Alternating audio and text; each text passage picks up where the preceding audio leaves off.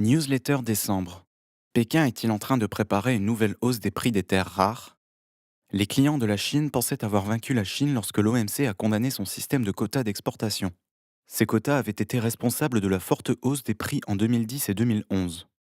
Le mouvement de balancier est en train de revenir vers la Chine. Le pays a annoncé une série de mesures destinées à redonner à Pékin le contrôle du marché.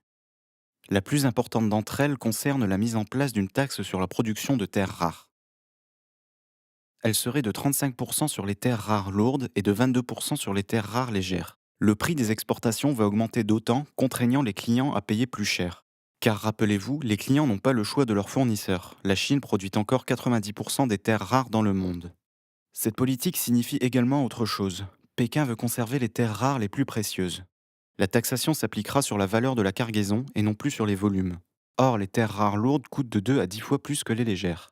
En prime, Pékin a annoncé la poursuite de sa réforme du marché. Depuis un an, le pays veut concentrer la production autour de 6 producteurs. En novembre, le ministère de l'Industrie a enfin donné l'autorisation aux géants de la mine chinoise Minmetals de commencer la concentration des producteurs de terres rares de sa région.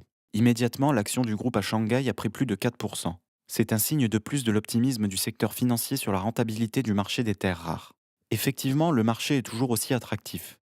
Les exportations chinoises de terres rares ont explosé de 30 sur les 9 premiers mois de l'année, témoignant de la forte demande en terres rares des pays développés.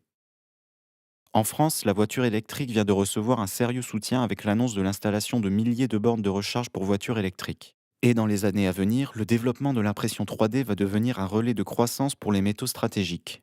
Déjà, la demande en métaux en poudre a triplé depuis 4 ans. Et ce n'est qu'un début, alors qu'Airbus et Lockheed Martin viennent d'annoncer avoir commencé à imprimer des pièces de leurs appareils.